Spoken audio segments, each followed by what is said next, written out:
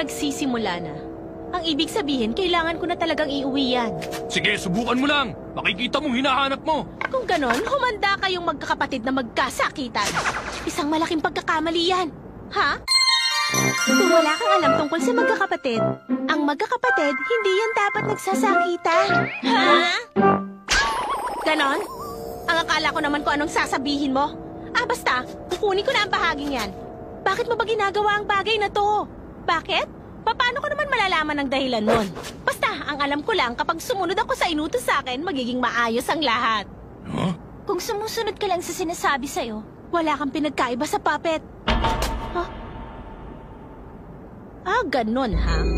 Pwes, humanda na kayong tatlo dahil gagawin ko rin kayong mga puppet.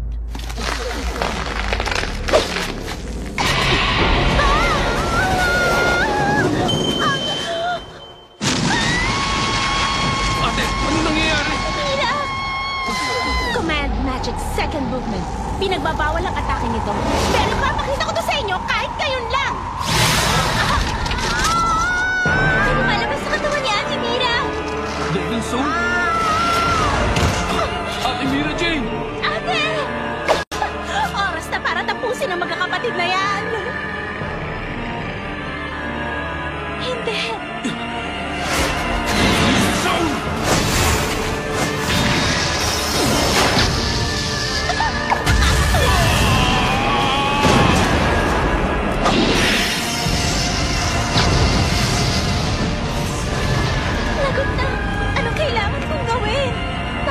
Talaga wala akong masabi.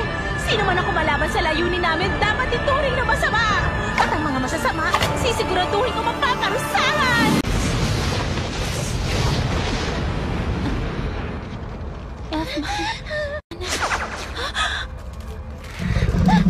Iniwan mo ako! Lisana! Pasensya na kayo, ha? Nagsasaya na kasi ako maglaro eh. Dahil malapit kayo sa isa't isa, sabay-sabay ko kayong tatapusin. Tama na. Itigil mo na to. Paano ka nasisiyahan dito? Ano, hindi na ako parang isang tupang walang kalaban-laban, hindi ba? At ngayon, bilang isang taong may kapangyarihan, tungkulin kong iligpit ang sino mang kumalaban sa layunin namin. Alam mo ba kung anong nangyayari sa mga kumakalaban sa Zentopia? Yun ang matutuklasan nyo ngayon! Pipigilan kita! Huwag mo nang tangkain! Dahil may kakayahan ng command pack na to na kontrolin ang kapangyarihan mo. Humanda na kayo para sa isang masakit na kamatayan mga Fairy Tail Wizard!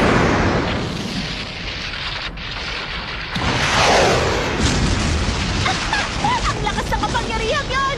Ang kaso mukhang nasobrahan ko yata. Ano ba yung nakikita ko? Ate Mira Jane, itigil mo yan! Huwag mo yung gawin! Pero imposible yun! Isang pang Devil Soul? Paano nangyari yun? Hindi ko alam na kaya mo gumawa na ganyan! Kuya Elf, ano ba talaga nangyayari? Hindi ito maaari. Lumayo ka na muna, Lisana. Hindi yan isang Devil Soul. Hindi mo pa yan nakikita noon. Sa katunayan, pinagbawalan siya ni Master na gamitin. Lisana? Ang tawag dyan, Devil Soul Alpha! Takbo na, Lisana!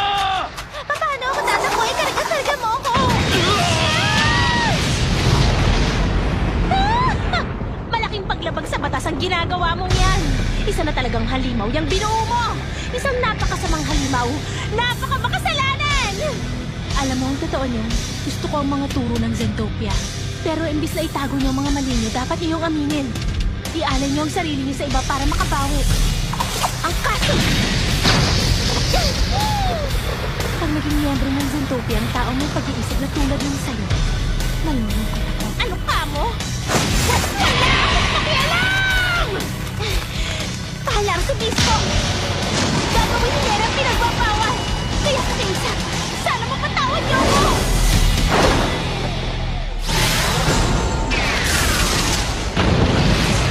Ano na kaya nangyayari? Grabe, tingnan mo yun! Kaya kong kainin ang mga taong kontrolado ko gamit ang Command Magic Third Movement. Tama! Kayang-kaya ko kayo kontrolin! At gagawin ko ito kahit power!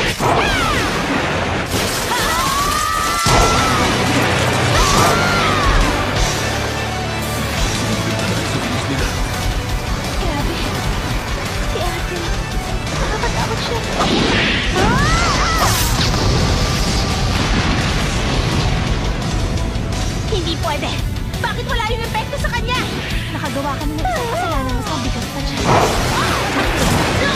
Anong paggamit ng kapangyarihan ko? Sa mismong harapan ko pa!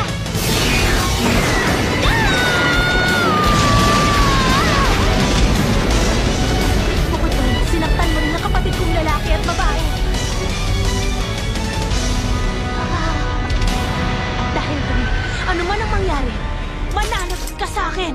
Lumayo ka. Konti na lang. Konting-konti na lang mangyayari na talaga. Nangyayari na ang alin. Oh, wow!